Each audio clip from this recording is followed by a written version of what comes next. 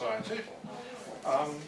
Welcome to the second of 3 talks that we've arranged to celebrate the 50th anniversary of the Alcuin Society. And one of the founding members of which, by the way, was Bill Duffy, who I'm sure many of you will be familiar with. When I see new faces, I feel I have to ask a question which is on their mind probably. Who or what is Alcuin? And he was an 8th century monk in York, England, with a very respected library. That's where books were round, not that, of course. And he went off to France, became the tutor to Emperor Charlemagne and his son, both of whom were illiterate, founded libraries throughout France, to help develop the lower case writing that we use today, and ended up as the Bishop of Tours in central France. Now the Society, as you'll read from some of these things, we do a number of things. We put on talks, of which these are some, though they're a special series. We put out about 3 or 4 times a year a beautifully produced journal, and also, intermittently, a newsletter for more topical events, which is produced by the great Robert Reed. And we also run something for which we should be nationally known. We look forward to that moment, the Canadian Book Design Competition. We had the awards this week, and sets of the award winners across the country to colleges and museums. A set goes to the Canadian Consulate in Japan, and another goes to the Frankfurt Book Fair, and then on to Leipzig to be put into their archives. So we're doing a lot without 1 penny from the federal government, which of course may now change. Our thanks go to Lumi Constantin and Gina Page, who've organised all this. Their board members, and to Joseph Wosk, who I hoped would be here tonight. He has made the presence of the videographer possible and helps us in a number of ways, including helping us with the book award. Now, the third of these talks will be in a week or 2, and it'll be Richard Hopkins, who is here. He's a board member. More than a week or 2. Is it? It's a month. A month, is it? Oh, okay. Yeah. Okay. November 26th. Thank you. I have to start writing that. That's right, yeah, sure. Well, I know, knowing Richard, it'll be very amusing, very anecdotal, and he's been with the Society from the beginning. He was virtually a founding member, weren't you, Richard? Or Well, 1969. 69? No, I wasn't a founder. So you're 4 years later, okay. And it'll be held here. Yes, that's right, Paul. November the 26th, where we are now. Now, very important is the Waisgoose, which, for the odd name, I better explain that too. Apparently, in the 18th century, when an apprenter's apprentice had finished his education, it would be celebrated by a big banquet, the centerpiece of which was a goose. There's probably more to it than that, but anyway, that's on the 31st of October.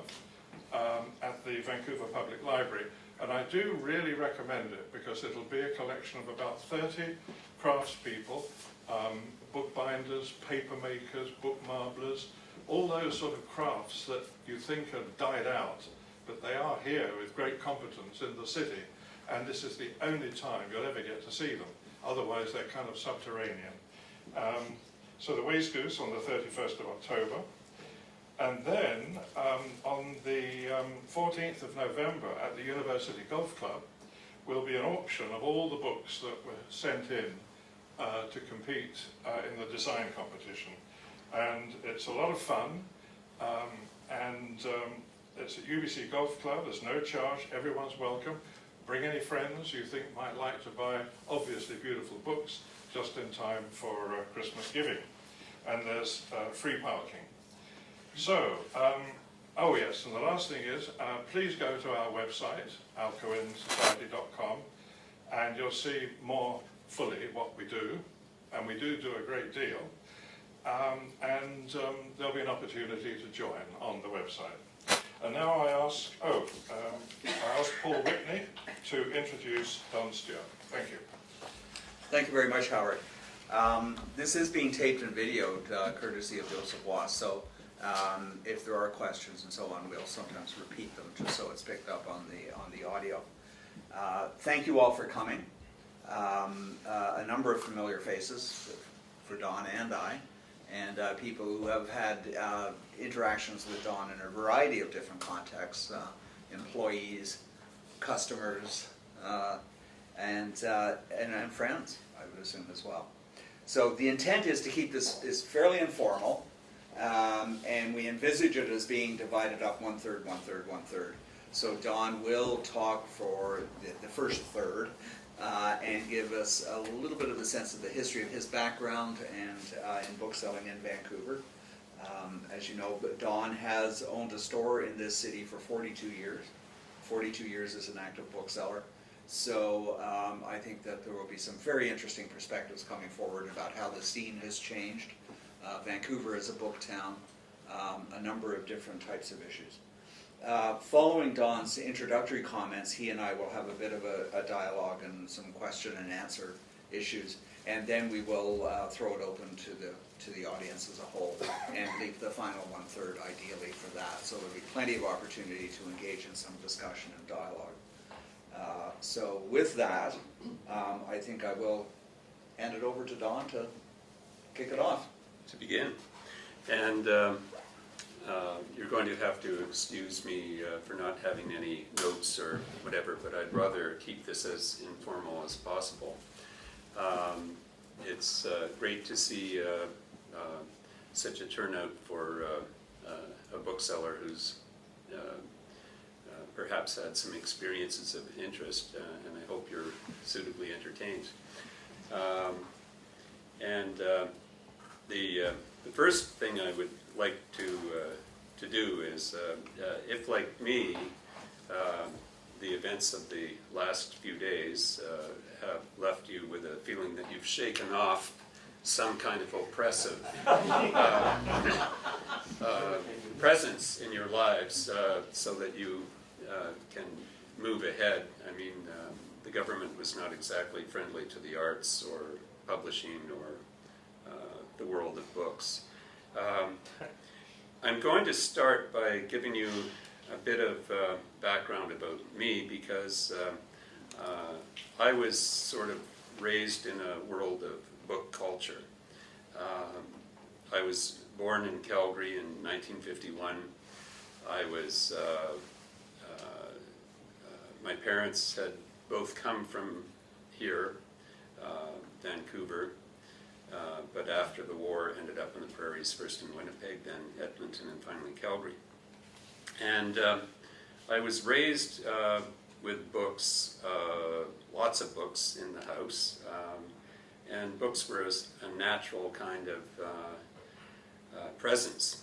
I remember the moment that I began reading, partially because my sister, who had been reading to me, had to get up and go to the bathroom, and I was left waiting for her to come back and continue reading, and she never came back.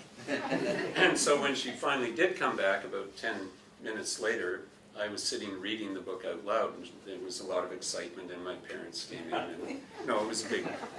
No, I can't tell you how old I was, but I think I was about 4 or something like that. Books were extremely important to me from a very formative age. I remember going to the library. I remember making great discoveries there. Some of the books that stuck with me were things like the story of archaeology, the pictured history of Canada, eventually it was things like the golden history of the world. These were books that I liked so much that my parents found I was copying out the entire book as soon as I could write. That's what I was doing. I was starting to copy out these books, and so then they would get me a copy and I would have it in my library.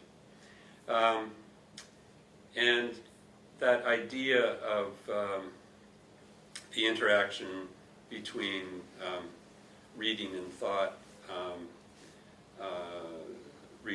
think helped me develop, especially when I read the Sherlock Holmes stories and learned all about observation, and became very conscious of observing everything around me and testing my memory. And my father had taught me to multiply and divide in my head, so you know, there were ways to sort of extend outward. So books were very important. When I was probably about 7, he took me to downtown to Jaffe's. Jaffe's was a used bookstore in Calgary that had been around since the 1930s. And Jaffe's was in one of those old sandstone buildings that they tore down on 8th Avenue. And it was a relatively small store that you went into, probably twice the size of this room, but then it had a mezzanine, and then there was this mysterious stairway that went into a basement, and the basement extended under an entire block, and it was filled with books. So it was like a magic cavern of books. Initially, I went there to trade comic books. I became a collector of classics illustrated comics. Then I began to pick up books of interest. I put together a collection of Henty books and boys' own manuals and books of that sort. And I would read these books a lot.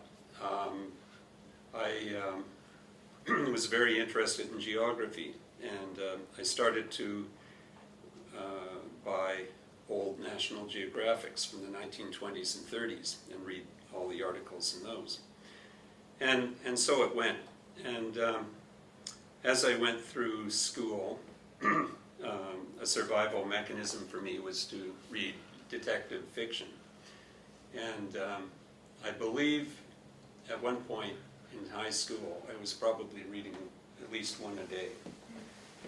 And I remember in the miseries of adolescence, reading Dorothy Sayers, and Lord Peter Wimsey was 40 years old and he was in control of his life. And I kept thinking, someday I'm going to be 40 and I'm going to be in control of my life. If only, right? But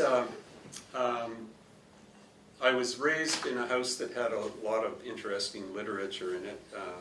There were lots of Aldous Huxley first editions, early James Joyce books, a first of Lolita in the Paris editions, and we read all these books. I remember picking up Lowry's Under the Volcano.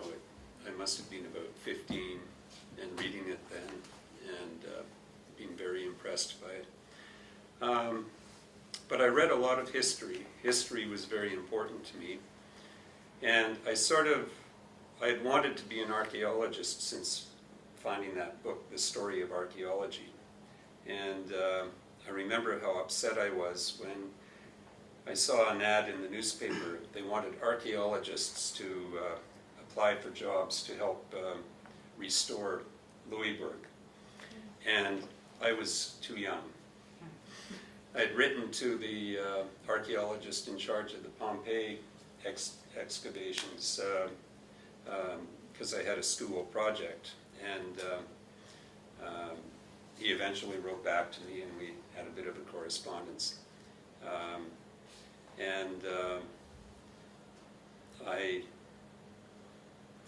I kept up a lot of these interests. Books were a window out into the world. They were very important. And in a bit more of the outer world, my parents were very active in the Alberta Historical Society and Theatre Calgary and the Cost House, and my mother helped set up a center for new immigrants. And I remember the wave of people who came from Hungary in 1956. There were all these picnics and everything, but there were Spanish Civil War refugees who were still getting to Canada after years of camp life in southern France. And one of our good family friends was a draft dodger from the Algerian War. So we were exposed as kids, my sister and I, to a lot of interesting visitors and people from different places. And I think that helped enlarge our world views as well. I read a lot of the standard children's books like The Hardy Boys and all that stuff. But I was very taken with trying to understand how everything had developed. So I read the entire Larousse encyclopedias of history, the ancient history, the medieval history, the modern history, and sort of carried on with the idea I would be an archaeologist. And eventually I was at University of Calgary, and I think I would have gone into some fairly conventional type of job,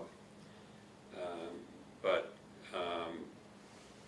a major thing happened, which was the War Measures Act of October 1970. And I was working on the student newspaper, and was very upset when we tried to contact the CEGEPs in Quebec, and our transmissions were interfered with by the military in Ottawa. So the first thing when the War Measures Act happened I did was I went to the library at the university, read the actual act, and then tried to, with others, get a discussion going in the university. And it was a very conservative place. We had already had problems around the student newspaper, bringing in someone from Rochdale College who got beaten up in the washroom at the airport because he had long hair. This was Calgary in that time period. It was an extremely conservative place. So I ended up being so upset when I tried to raise the issue in classroom situations and got no response whatsoever that I decided to quit university. And I think it was one of the best decisions I ever made in my life. The dean who tried to talk me out of it had been a Communist Party working class intellectual in Britain who had been educated by the party and eventually ended up as an academic and finally got this job in this new university. And it must have been very ironic for him because he was headed one direction, I was headed the other. So I got a part-time job in an office, and I spent an awful lot of time reading. I spent a year of my life reading as much literature as I could, listening to as much music as I could. And eventually we come to the second great break. You see, when I was a kid, I had various jobs, and I would always go and spend money in used bookstores, and I would buy books of interest to me, but I never saw them as a place where I would do anything but that. And I needed a holiday. I decided to hitchhike out to Vancouver. I met two young women from Boston, ended up in San Francisco with them, and by the time I got back I had no job left. And I was looking for work. I was in a record store looking at records instead. Ran into a friend I hadn't seen in a long time, and he said, "Oh, I just turned down a job at Hillhurst Bookstore." So this is sometime in the summer of 1971, and or maybe late summer of 71. And so I went down there, I applied, got the job. 1 week later I knew this was my vocation. I just knew that this is what I should do. And I remember odd things happening, like one day I was having a lunch break in the back of the store, and the owner of the store was at the desk, and someone came in with some boxes of books. And I suddenly knew that this book I wanted to read by Solzhenitsyn, it was a new Solzhenitsyn book, was in one of those boxes. And the owner of the store bought the books, pulled this book out. He said he felt my presence right behind him, and he actually pulled out of all these books the book and turned around and handed it to me. So I have quite an affinity towards books. Maybe too great an affinity towards books. Anyway, so I worked there for a while, and then I decided I should travel, and I went and spent a year in Latin America. And on that trip, partway through, I was in the jungles of Colombia somewhere, and it suddenly hit me that what I would do is I would return from this trip to Calgary. I would move to Vancouver immediately and open a bookstore. And that this would provide me with the independent means to support myself while I did the kind of political activities that I wanted to do and social activities and everything else. And when I was in Chile, I discovered there were an awful lot of really interesting books. Chile had been a stopping point in the days of sail, and Valparaiso in particular had had a lot of English language bookshops, and there were English books all over Chile. So I went around and I bought stuff here and there, and you could only mail so many packages a day. And at one point, when my stay in Chile was coming to an end, I realized I had to speed it up, so I actually mailed parcels in Santiago, hopped a bus, went down to Valparaiso, mailed a bunch of parcels there. And in the end, some 38 parcels of books turned up in one mail truck at my parents' house. I'd mailed them over a number of weeks, but they all arrived at once. I went to Argentina and Paraguay and into Brazil, and eventually made my way back to Mexico City. And I loved Mexico City, and I spent a lot of time there. And I remember down a back street, there was a bookshop run by a guy called Navarro. And Navarro had started in the 1930s. And when I met him, he was a very old man, but he had magnificent stuff. He really did. And he had a counter. You walked in, there was a counter, and then behind him were all these shelves, and everything was in boxes. And his assistant would have to climb a ladder, depending on what you wanted to see. And he'd pull out a box and bring it down, and then there would be these amazing books.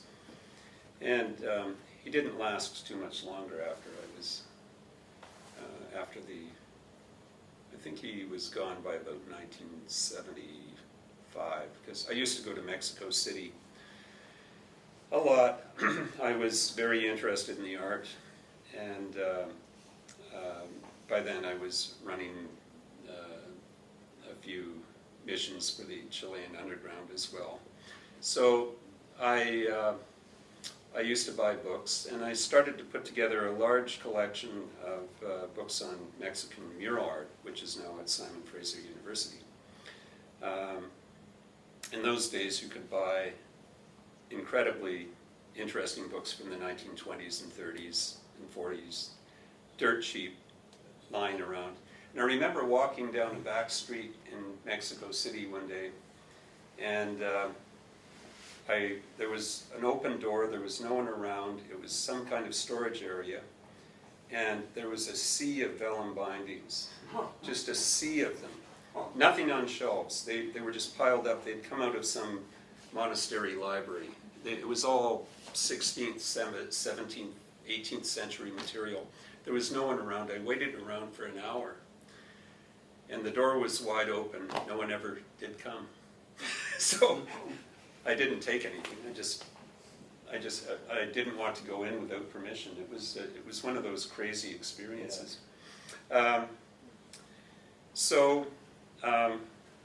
Getting back to setting up in Vancouver, I had come to Vancouver. I had very little money. I took a job as a dishwasher at UBC, and I started to wander around, and there were a lot of interesting booksellers in Vancouver. The most interesting one was Steve McIntyre. I don't know how many of you remember Steve. Steve was... A few nodding heads. Yeah, a few nodding heads. Steve had got going very early, and in the 1930s he was a runner or scout.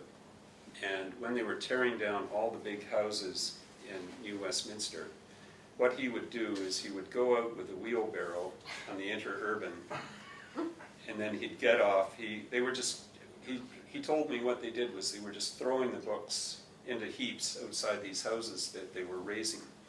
And he would go around, he'd fill up his wheelbarrow, and then he'd walk his wheelbarrow all the way back to Vancouver, and he would take it from store to store.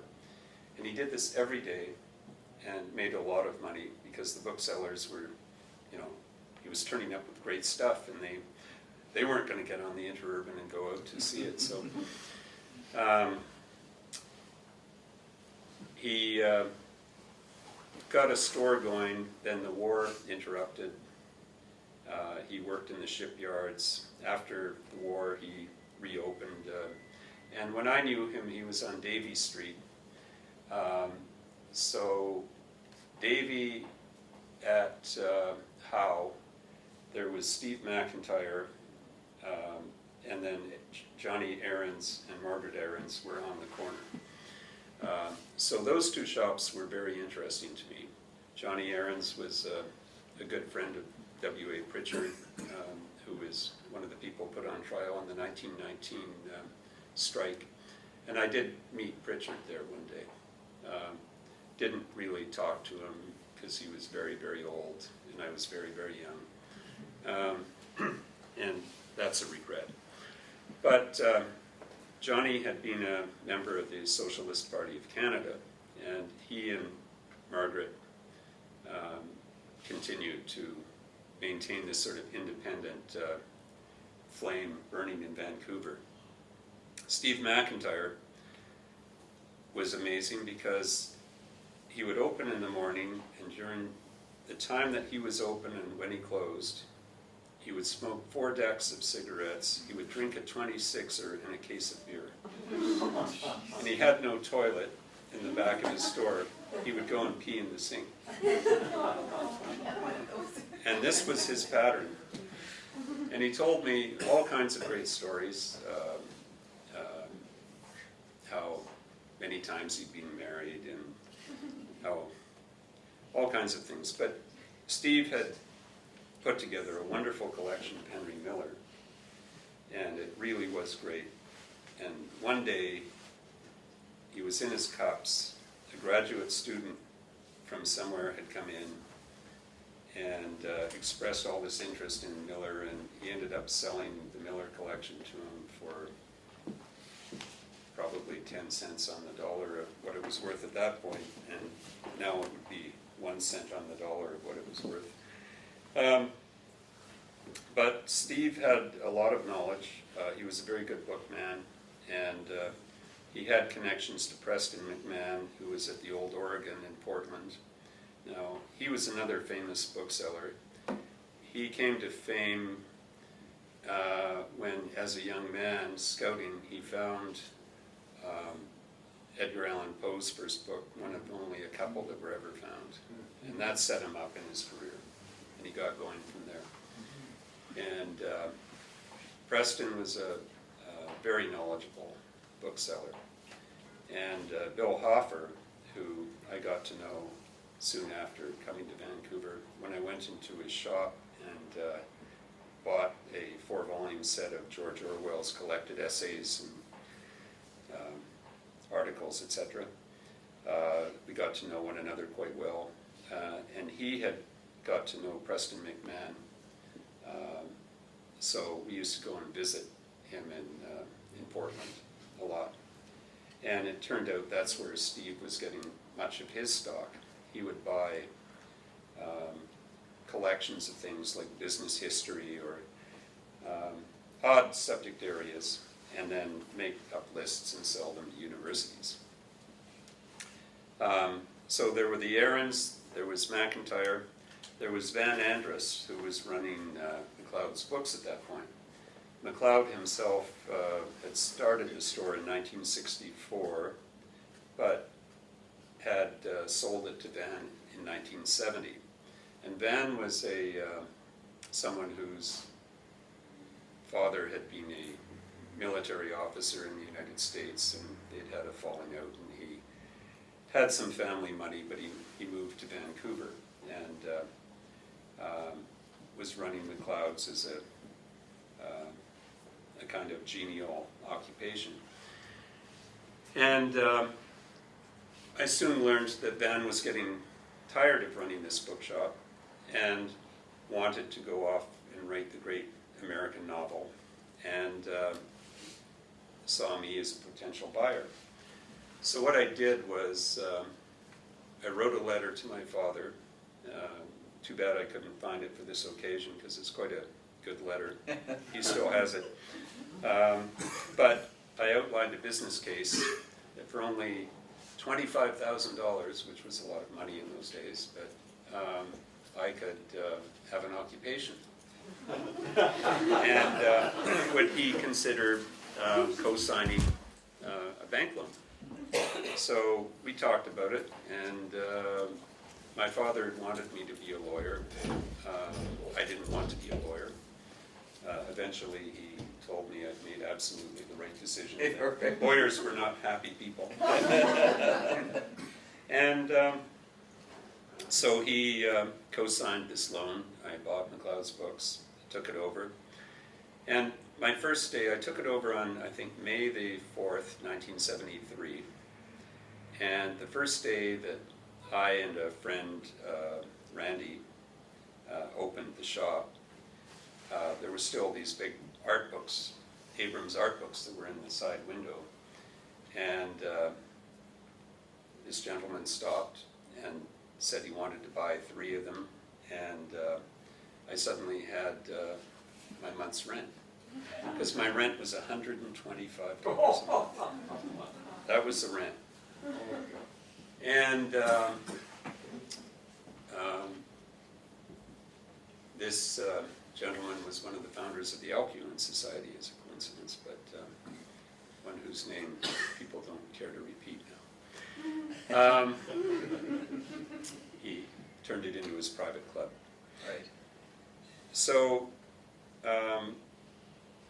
I led this kind of interesting life. The art school was 1 block away, and the instructors from there used to come by. Architects used to come by. There was a stock of poetry. When Duncan and McClure were up from San Francisco, they would stop in. There had been this whole scene developed thanks to Don MacLeod and Van Andrus continuing it. And in those days, the big drinking establishment for poets was just 1 block up in the corner of Dunsmuir, and that's where Pete Trower and Milton Acorn and New Love and others would meet when they were in town.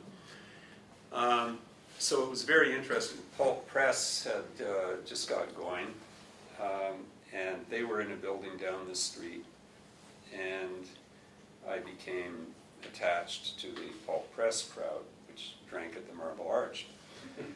And we would meet after work and often stay till closing. And there was a loose sort of group of maybe up to 40 people. And due to alcohol and cancer and everything else, there may be fewer than 10 left. A lot of smoking. Yeah, a lot of smoking, a lot of smoking. One day I looked in the mirror and didn't recognize the person I saw, big burly with a beard and not looking very healthy. And I decided that I would only drink a maximum of 2 drinks at any one session after that. So I just went that direction. Met a lot of poets, artists, lots of interesting customers in those days. Amongst the booksellers, we were mostly in our little worlds, but I was very close to Bill Hoffer. Many of you knew Bill Hoffer. And it was in the days when he was much more balanced in his approach to life and health. His diabetes had not run rampant on him at that point. And we used to go scouting. I had developed over a period of time a hand-eye coordination where I would be scouting books and I would run my fingers down a shelf and I would have something in my hand before I was conscious of it, and it would be a desirable book. And I used to go and scout books in Seattle. I spent a lot of time in San Francisco. At one point I thought of renting an apartment there. They were very cheap in those days. And there were amazing books. There were places like Holmes Book Company, which had an enormous building on the Oakland side. They had an entire wall of modern library books, for example, but they had all kinds of interesting stuff. In downtown San Francisco, they had a very small shop, and they would lay out every day the new arrivals, which would be this enormous table of new arrivals. And then at lunchtime, all the businessmen would flood in, and they would buy books like crazy. And there'd be a lot of talk and a lot of chat. When I used to stay with Preston McMahon at Old Oregon, there would be a lunch every day where various customers would turn up, and we'd all have lunch together and exchange stories. There was a real book culture in those days. There was technicians of the sacred were people involved with the book. They were the authors, the publishers, the printers, and the booksellers. And now technicians of the sacred are the people who write computer programs. You know, the world has changed, to some degree anyway. There was a certain amount of cooperation. Steve McIntyre, when he learned I was going to take over MacLeod's books, strongly urged me not to do it. He said, "Don't do it. It's the biggest mistake of your life." And later on he apologized. But he threw me one of the first great libraries that I bought. He, for personal reasons to do with the previous experience with his family, did not want to do it. So I got called in, and it proved to be a good part of Emily Murphy's library. Now, Emily Murphy was one of the 5 women who won the Persons case, which defined women as persons. And she was a woman of great contradiction. She'd reviewed books for the newspapers, and so there were endless review copies from the early 1900s, 1920s, 1930s, and her reviews would be written on the rear end papers. Often there would be letters from the authors laid in. This was just part of her library. It was the part that her daughter Kathleen had been left. And so it was a library that had been extant since since before the 30s, but it was pretty interesting. And her father was a guy by the name of Gowan, who was the founder of the Orange Order in Canada. And so in this place were stacks of bound volumes of Orange Order and pamphlets that attacked Catholicism. There was a big poster all about the evils of Catholicism. It was from the 18th century. There were all kinds of amazing things. There was a long run of books inscribed by Nellie McClung to Emily Murphy. And there was a great item which, when I sold it to an eager woman, it now reminds me of Steve McIntyre and his Henry Miller collection. It was Emily Murphy's copy of the Privy Council's decision on the Persons case. And I think I sold it to her for $10. Anyway. And today, what would you sell it for? Oh, at least 2,000, 2,500 or so. I used to buy books from, I was getting lists from other booksellers in the country. And there was a guy in Montreal by the name of Grant Wolmer, who some of you might have known. And he was an old hand at the Canadiana game. And I ordered some books, and they arrived. And for some reason, these were books to do with the Yukon. Grant had not noticed that there were letters mounted in the backs of the books.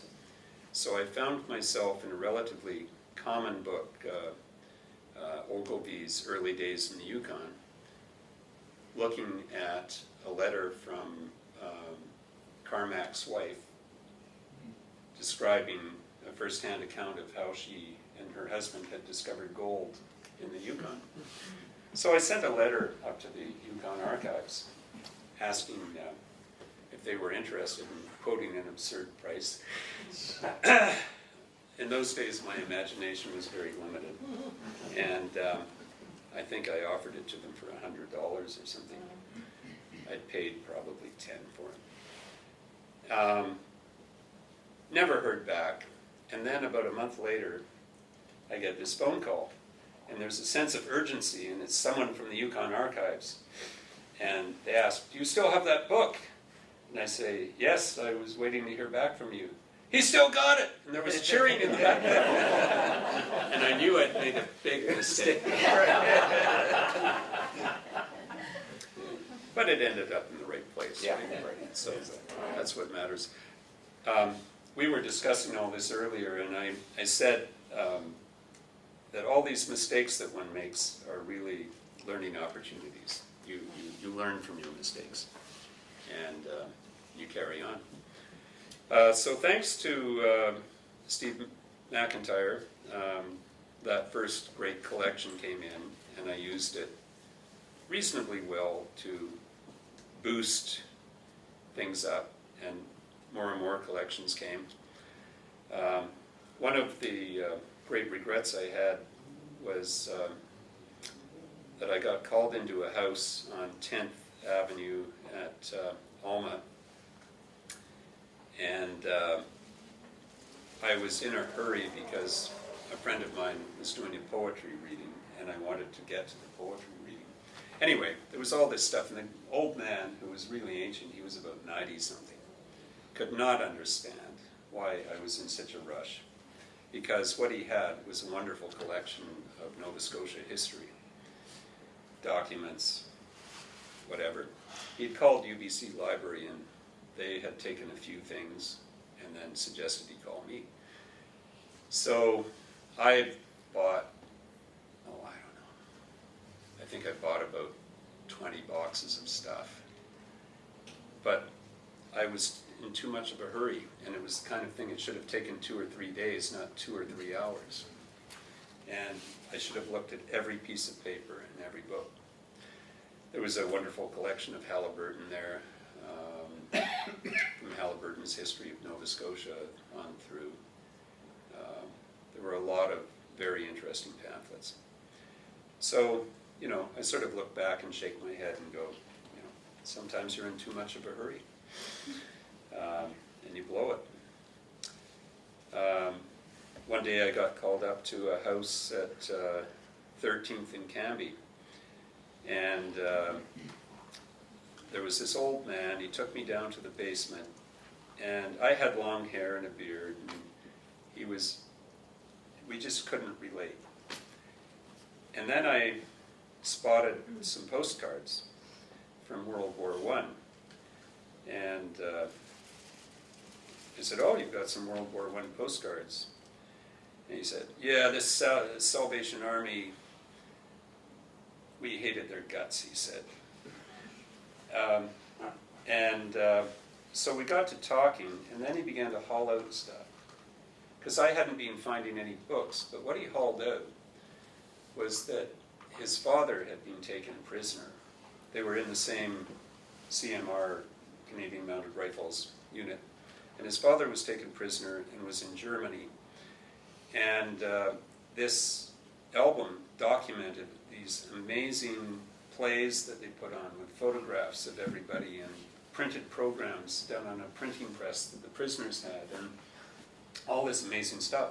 Anyway, my grandfather had been in World War I, so we sat down and talked, and then I noticed he had a photograph in his kitchen of one of those enormous search planes from World War II that they used to have along the coast here. And there were 25 people standing wingtip to wingtip on this plane.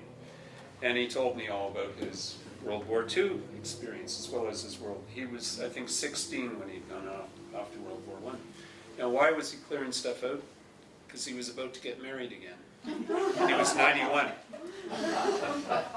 Years later, I got called into the same house for a totally different house call, because at that point, one of my former colleagues, Charles Tupper, was living there.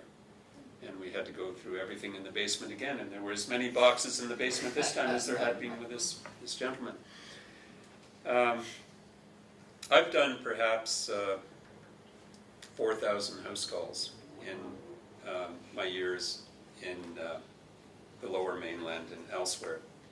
And several times I've been in the same place with different occupants, the same apartment, everything different. Just one or two of the more interesting house calls. I got called up to a ranch house near Pemberton and went up, and I'm thinking, oh, this isn't going to be good because it was a modern building. And so I go in, and not a book in sight. And I'm going, oh my God, this is not looking good. They said, everything's up in the attic. So go up to the attic, and it's box after box of wonderful books. It was a Victorian gentleman's library. He was in the Royal Navy. He'd come out in the 1870s to BC, to Esquimalt, loved it here, and decided to move lock, stock, and barrel, set up this ranch. The original house was gone now. I guess it just fell apart. And then the family just packed everything into boxes. So there were a lot of books from the Napoleonic War era, up to the Indian Mutiny era. There was a lot of Victorian literature that was quite neat. I'm going to come back now to another great bookstore that was in Vancouver at that time, Bond's Books, run by Ed Bose, who's in the audience here. And Bond's had a long and honorable history. It was on Dunsmuir Street. And I would go in there and I would feel that kind of overwhelmed feeling that you're in the presence of books that you wish you knew something about but didn't quite. Ed was way ahead of his time in a lot of ways, or continuing on in a grand tradition. He was getting in a lot of great BC things. I remember he showed me this very rare map. There were only a few known copies of that he'd paid some enormous price for at auction in London. Later on, he was bringing in Arctic books. He eventually became the big buyer of Arctic books in North America. And he was way ahead of every other dealer in recognizing that curve.